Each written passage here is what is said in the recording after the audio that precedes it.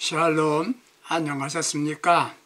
오늘은 욥기 1장 20절에서 22절을 본문으로 하여 시련을 끝내려면 이렇게 하세요. 시련을 끝내려면 이렇게 하세요. 이런 주제로 말씀을 드리겠습니다. 혹시 여러분들에게 시련이 있으신가요? 이제 시련을 끝내야죠. 언제까지 시련 속에서 헤매며 살겠습니까?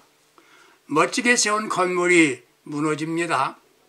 일반적인 평가는 건물이 무너진 것은 지진 때문이라고 말합니다. 이유 맞죠? 문제는 건축할 때 지진을 대비하지 않아서 무너졌다 아닌가요? 맞습니까? 틀립니까? 맞습니다. 오늘 신앙인들의 믿음이 무너지고 있습니다. 왜 신앙이 제대로 세워지지 않아서 그렇습니다. 성경적 신앙, 예수 중심 신앙, 말씀 신앙이 아니었기 때문이 아닌가요? 원인을 찾을 때 현대 문명이다, 예전과 달라졌다, 사는 게 복잡하고 힘들다, 이런 이유를 말합니다. 일리는 있습니다. 원인은 다른 데 있습니다. 성직이 직업화되고 신자들의 신앙이 종교화되고 있기 때문이 아닐까 이렇게 말합니다. 성경 중심, 예수 중심이 아닌 내가 중심이고 현세적이고 세속적 신앙이었기 때문에 그렇게 됐다고 진단합니다. 한마디로 말하면 예수 중심이 아닌 십자가 없는 구원, 부활 없는 종교인, 재림과 심판 없는 현실주의, 사탕발림의 종교놀이를 하고 있지 않나 싶습니다. 견고한 십자가 예수 중심 믿음이 있다고 한다면 세상적인 유행과 현실적 안일주의가 우리 신앙을 무너지게 할 수 없었을 겁니다. 개인적으로 신앙이 무너지는 경우가 있습니다. 왜? 세상적인 유혹, 마귀 시험으로 인해 자신도 모르게 타락하는 경우가 있습니다. 연속되는 시련 때문에 무너지는 경우도 있습니다. 예수 잘 믿고 큰 실수 없었습니다. 그런데 예수 믿는 날부터 어려운 일이 생깁니다. 그러면 의심이 생기고 갈등으로 고민하다가 신앙을 포기하는 경우도 있을 수 있습니다. 기억할 것은 신앙이 무너지는 날 자신은 엄청난 불행의 주인공이 된다는 것입니다. 천국을 포기하고 있기 때문인 것입니다. 시련이 계속되면 사람은 약해지지요. 믿음도 허약해집니다. 이것 기억하세요. 누구에게나 시련이 올 수 있습니다. 나도 예외가 될 수 없습니다. 시련이 오면 극복하면 되는 겁니다. 극복하지 못하면 영적으로 치명적인 결과를 가져올 수 있습니다. 일반적으로 시련이 오면 다른 사람이나 환경을 탓하게 됩니다. 그건 당신 때문이다. 그 사람 말 듣는 게 아니었는데 내 중심에 주변의 사람을 탓합니다. 어떤 이들은 환경 때문이다. 심하면 예수 믿어서 그렇다 말하는 사람도 있습니다. 그것처럼 어리석은 생각은 없는 겁니다. 실망하는 이들이 있습니다. 왜 나에게 이런 일이야? 나만 당하는 것 같습니다. 이는 시련을 끝내는 방법이 아닙니다. 욥을 보세요. 보통 사람들이 생각할 수 없는 글이나 말로 표현할 수 없는 시련을 당했습니다. 욥기 1장 13절 이에서부터 그에게 재난이 몰아닥칩니다. 먼저 아들들 장남집에서 잔치 중에 스바 사람들이 와서 소위 나귀와 모든 걸 빼앗아가고 종을 죽였다는 소식이 들립니다. 떼강도를 만나 재산을 다 잃었습니다. 다음은 하늘에서 불이 내려와 남은 재산 양과 종들을 살라버렸습니다. 세 번째는 갈대아 사람들이 낙타들을 빼앗아갔습니다. 네 번째는 욥의 자녀들이 잔치 중에 집이 무너져서 다 죽었습니다. 이 일은 예전 욥이 당한 일이라 이렇게 말합니다. 현대인들은 투자를 잘못해서 얼마의 물질에서 손해를 보면 어떠하던가요? 반은 미친 것 같이 행동합니다. 당시 욥이라고 한 사람은 엄청난 부자였습니다. 그 재산 찾을 수 없게 되었습니다. 자녀들이 몰살했다는 소식은 부모가 기절할 만큼 엄청난 충격이었습니다. 그럼에도 욥은 어떻게 했나요? 여러분들 같으면 어떻게 하실 것 같은가요? 내가 믿음 갖고 말한다고 가정하면 하나님 왜 이런 일이 내게 오는 겁니까? 연단시키는 건가요? 시련은 축복으로 가는 과정이라는 말 들었는데 그것 맞는 건가요? 믿음 적은 보통 사람 같으면 하나님 너무하십니다. 이거 심하지 않나요? 실망하겠습니다. 죽겠네요. 아니 믿음 없는 신자라면 나 하나님 그만 믿을래요. 나 버리셨군요. 그러지 않겠습니까? 시련을 극복하고 승리하신 분들 간증 들어보면 흔들렸더라 이렇게 말합니다. 자신 하나님의 뜻 따라 살겠다고 결심하였는데 너무 큰 시련이 오니까 왜 그때 잘못 선택한 것이 아닌지 잠시라도 흔들렸다는 말을 하더라고요. 신앙과 시련 극복한 모대 신자 욥을 보세요. 욥기 1장 20절에서 22절 욥이 취한 행동입니다. 이런 신앙 자세를 가진 욥은 욥이 욥되게 한 것입니다. 그의 신앙은 무너지지 않았습니다. 시련을 멈추게 하고 갑절의 축복을 받는 주인공이 되었습니다. 사랑하는 애청자 여러분, 지금 계속되는 시련이 있으십니까? 시련 끝내고 갑절의 축복의 주인공이 되셔야 하겠습니다. 어떻게요? 첫째는 욥기 1장 19절 말씀 보게 되면 욥은 하나님께 예배하며 라고 하였습니다. 구역에 보면 경배하며라고 기록되어 있습니다. 자신이 당한 시련, 상실한 물질, 그리고 사랑하던 자녀를 생각한 게 아니라 하나님을 생각했습니다. 사람은 생각에 따라 행동합니다. 갑자기 자기가 사는 집에 화재가 발생했습니다. 순간 수많은 재산 증명서 생각하는 사람은 금고를 찾아갈 것입니다. 자식 사랑하는 어머니는 자식을 찾을 겁니다. 욥이 모아놓은 재산, 자식들에 대한 생각은 잊었습니다. 시련 중에서도 그런 말은 없습니다. 먼저 하나님을 생각했습니다. 이건 하나님 사랑했다는 말입니다. 하나님을 사랑했다는 말이랍니다. 사랑은 일방적이 아닙니다. 하나님의 사랑 외에는 상대적입니다. 하나님께서도 나를 사랑하는 자가 나의 사랑을 입을 것이라고 했습니다. 하나님의 사랑 생각하면 이상할 게 전혀 없었습니다. 하나님에 대한 믿음이 귀한 때입니다. 그러나 사랑이 더 귀합니다. 왜? 사랑하면 믿어집니다. 여러분 믿음 있으시죠? 무엇이 믿음인가요? 11조 10의 2조 드린다. 그 한 번도 빠짐없이 나왔다. 거룩한 의무를 수행해왔다. 믿음이죠. 그러나 진정한 믿음은 가장 힘들고 견딜 수 없는 큰 시련이 왔을 때 먼저 하나님을 생각하는 겁니다. 하나님 아버지를 생각하는 것이 믿음입니다. 생각하는 것이 바로 사랑이지요. 하나님이 나를 사랑하신다. 이거 믿어지면 아무런 관계가 생길 수 없습니다. 자식들 부모 앞에서 말할 때 들어보면 다 효자입니다. 잘하겠습니다. 걱정 마세요. 저들 있잖아요. 그러면 효자이던가요? 항상 부모 생각하는데 자식이 어려움 당했을 때도 부모 먼저 생각하고 가장 좋은 일 있어도 부모 먼저 생각하면 그게 바로 효자입니다. 부모 생각할 때 나를 생각해 주신 것 생각해야 사랑하게 됩니다. 욥은 하나님의 나를 사랑하시는데 시련, 고통 이런 것은 아무것도 아니다. 이렇게 생각한 겁니다. 욥은 하나님 생각했습니다. 나에게 이런 고난 주심은 하나님께서 무슨 뜻이 있으시구나. 내 좁은 소견으로 알 수 없는 무슨 일이 있으시다. 하나님께서 나를 터치하시는 거다. 만져주시는 거다. 생각한 겁니다. 흔히 말하기를 사랑은 관심이다 라고 말합니다. 무관심하다는 건 사랑하지 않는다는 표현이지요. 하나님께서 욥에게 주신 시련은 나에 대한 하나님의 특별한 관심이 있으시다. 이것을 알았습니다. 욥은 하나님의 사랑을 의심하지 않았습니다. 의심한다면 사랑의 관계가 아니지요.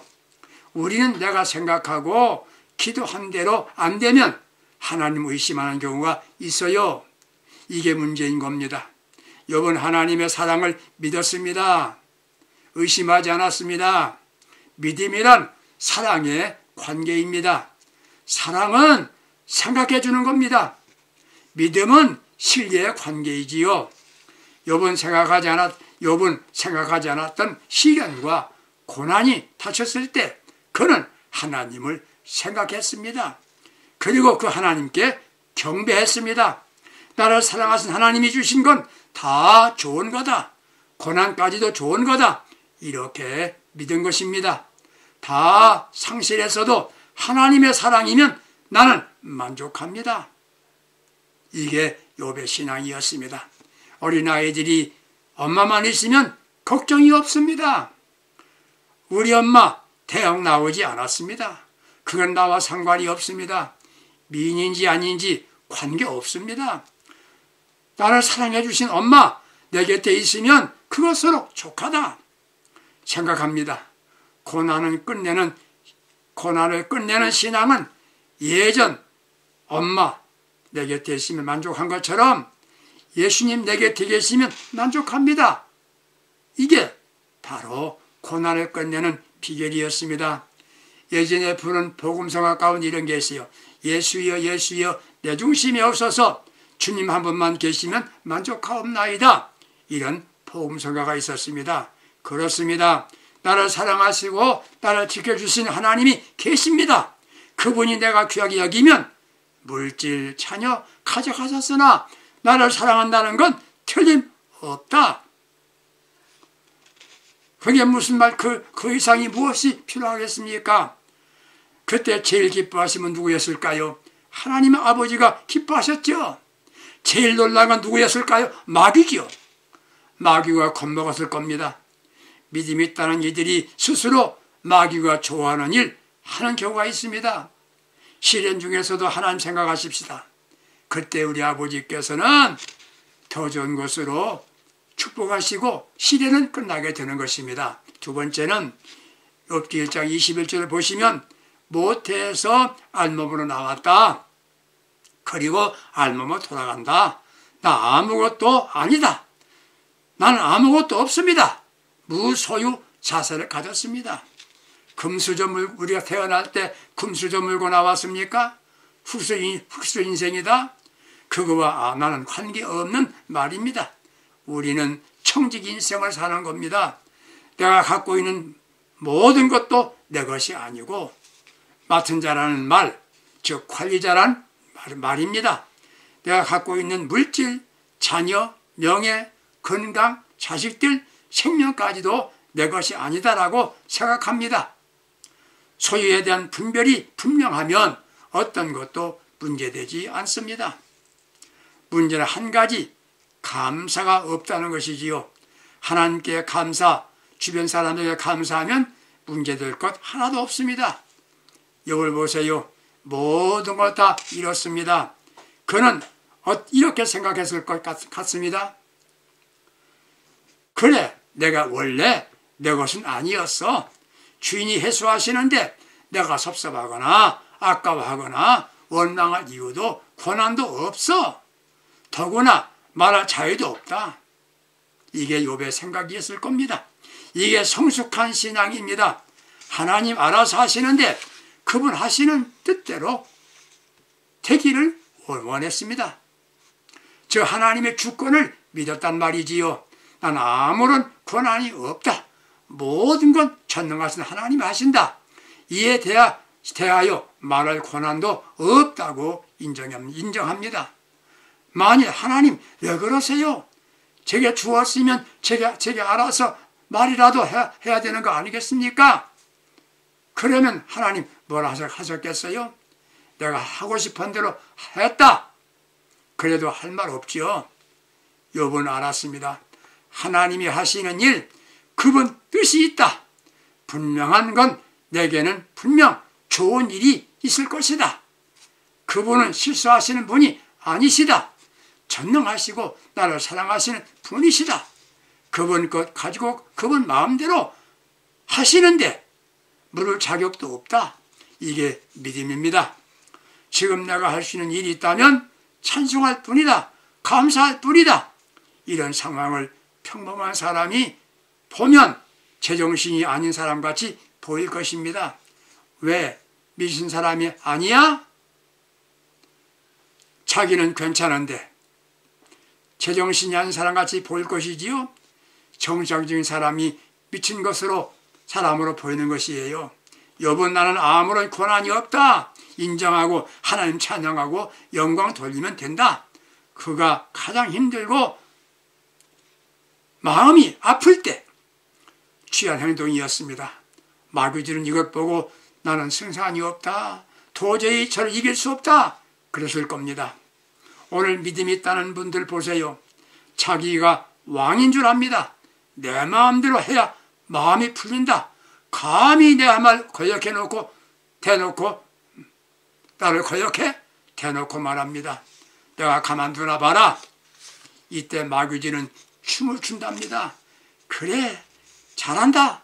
내가 내 종이구나. 주변 보세요. 왜 문제가 생깁니까? 남이 가지고 있는 최소한의 고난까지도 침해하려고 하기 때문입니다. 참 믿음의 사람들은 생각이 다릅니다. 자신은 의무만 있고 권한은 없다. 이렇게 생각합니다. 이게 정상적인 신앙인의 자세인 겁니다. 교회 중직자들이 주어진 의무를 하지 않고 자기 권한 이상 행사하려고 한다면 교회는 평안하지 않습니다. 나는 하나님과 다른 이들 사랑하고 섬기고 살면 된다는 신앙 가져보세요.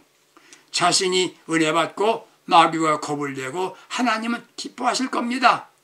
그에게는 고난이나 시련이 지배하지 못하는 강력한 신앙인이 되는 겁니다. 욥이 시내를 끝난 세 번째 이유는 욥기 1장 22절에 범죄하지 않았다고 했습니다. 시련은 시련으로 보냅니다. 시련 때문에 범죄할 수 없다고 다짐했습니다. 무슨 말인가요? 잘못하면 시련이 시련으로 끝나지 않고 더 불행으로 이어질 수 있다는 말입니다. 시련 때문에 낙심하고 실망하고 절망하다 보면 마지막을 선택할 수 있습니다. 시련 때문에 낙심하고 실망하고 절망하지 마십시오. 세상에서 그런 일 많이 보지 않습니까? 신앙인들 중에서도 충격적인 시련을 만나면 하나님 떠나고 믿음 버리는 경우도 있습니다. 그러다가 방탕, 타락하는 일을 보게 됩니다. 이건 마귀가 바라는 희망사항입니다. 욥은 역으로 했습니다. 하나님 찬송합니다. 21절 범죄하지 아니하고 어떻게 하나님 향하여 원망하지 않았지요. 원망은 시련 끝내는 방법이 아닙니다.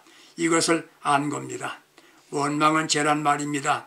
십계명에 나타나지 않는 죄가 원망하는 죄입니다. 그런데 원망하는 죄 용서받지 못합니다. 선미 이스라엘 사람들이 출애굽했지요. 왜 가나안에 들어가지 못했나요? 광야에서 왜 죽어야 했나요? 바로 원망한 죄 때문이었습니다. 시련 멈추고 축복받는 방법은 감사였습니다. 찬송이었습니다. 그게 믿음입니다. 하나님을 사랑한다는 것을 믿었습니다. 우리는 로마서 8장 28절을 기억하고 살아야 됩니다. 하나님이 사랑하는 자, 그 뜻대로 부르심을 입은 자들에게는 모든 것이 합력하여 서로 이룬다. 이 말 생각하는 정도가 아닙니다. 그 이상이었지요. 믿고 실천할 때 시련은 끝나고 축복입니다. 아무리 어려운 일이 있어도 내게 손해보게 하지 않으신다. 원망 불평 대신 시련을 끝내자. 그게 바로 감사 찬송입니다. 믿음이란 현상을 보는 게 아닙니다. 그 사건 주장하시는 하나님을 바라보는 겁니다. 극한 상황에서 욥은 범죄하지 않았습니다. 범죄란 계명 어긴 것만 말하는 게 아닙니다. 내 생각대로 내가 아는 지식이나 상식으로 내 경험을 주장하면서 행동하는 것이 범죄인 겁니다. 아무리 귀한 하나님의 음성 들려도 자기가 싫으면 순종하지 않는 것, 이것이 범죄입니다. 사랑하는 성도 여러분들, 지금 당하고 있는 현실이 답답하지요? 억울합니까? 여기에 대한 해결 약속도 없습니다. 그런 때 믿음 가진 우리는 사건과 내용을 보는 게 아니라 그것을 주관하시는 하나님을 바라보고 기다리시기 바랍니다. 아무것도 아니다 두고 봐라, 그러세요. 더 좋은 거가 생길 줄로 믿습니다. 사람들은 내가 병들고 힘이 없을 때 이용같이나 자기의 별 도움이 되지 않으면 나와 멀리 하려고 합니다. 그런 때도 나를 사랑하시는 분은 우리 주님이시고 하나님이시 나를 사랑해 주시는 겁니다. 주님 불러보세요. 주님께서 말씀합니다. 그래, 내가 여기 있다. 그런 음성을 들어보시기 바랍니다.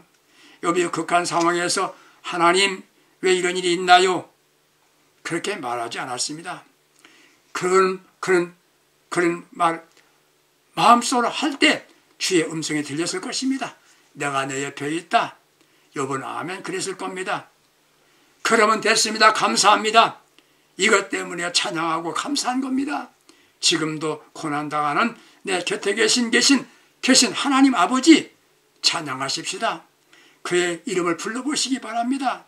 나를 사랑할 주님이 내 곁에 계십니다. 나쁜 일만 생각하면 불평입니다. 좋은 일 생각하면 감사입니다. 힘들 때도 없는 것을 생각하지 말고 있는 것, 좋은 것을 보면서 감사합니다. 그러면 시련은 끝나고 갑절의 축복이 임하게 될 것입니다. 그러면 우리는 승리자가 될 것입니다. 원망 대신에 찬송하면 모든 것이 달라집니다. 보통 사람들은 시련의 원인이 달라지길 기대합니다. 시련 당하는 자신만 달라지면 시련은 끝납니다. 날마다 자신이 달라지는 변화가 있어야 합니다. 그럼에도 자신의 부족함을 회개했습니다. 욥기 42장 10절에 보게 되면은 하나님께 회개 기도합니다. 이렇게 말합니다. 자기는 의롭다고 친구들과 변호할 때 티끌과 재 가운데 회개하나이다라고 고백합니다. 그간의 친구들 앞에 나가 죄가 없다고 말한 것 지금 회개합니다. 그렇습니다. 회개가 있어야 시련이 끝냅니다. 우리는 자신에 의한 의만 자랑하고 주장하였고 그것만 계속 할 때 시련이 끝나지 않았습니다. 그러나 그럼에도 불구하고 자신의 부족함을 깨닫고 회개할 때 고난은 끝나고 욥기 40장 10절에 갑절의 축복을 받게 되는 것입니다. 축복으로 바꿔진 겁니다. 사랑하는 애청자 여러분, 시련이나 환난을 지금 당하고 있습니까? 사건 생각하지 말고 하나님만 생각하십시다. 주님만 바라보시기 바랍니다. 하나님은 나를 사랑하십니다. 좋게 하신 하나님, 그분만은 나와 함께 하십니다. 그분이 함께 하시면 됩니다. 괜찮습니다라는 믿음 갖고 고백하시기 바랍니다. 다 잃었어도 하나님이 나와 함께 하시면 만족입니다. 이건 무너지면 다 무너지는 거예요. 나는 아무것도 없습니다. 내가 할 수 있는 것은 찬양과 감사뿐입니다. 이게 필요하다면 나를 사랑하는 하나님께서 나에게 다시 주실 것입니다. 시련이나 소유 때문에 나는 범죄할 수 없습니다. 감사하면서 살겠습니다. 감사로 승리합시다. 이런 신앙으로 신은 끝내고 갑절의 축복받는 우리 신앙의 모든 애청자 여러분 될 수 있기를 주님의 이름으로 축복합니다. 하나님 아버지, 우리가 시련 가운데 있을 때에 감사로 하나님을 바라보고 살 때에 시련 대신에 갑절의 축복으로 바꿔주실 줄로 믿습니다. 예수님의 이름으로 기도합니다. 아멘. 감사합니다. 승리합시다.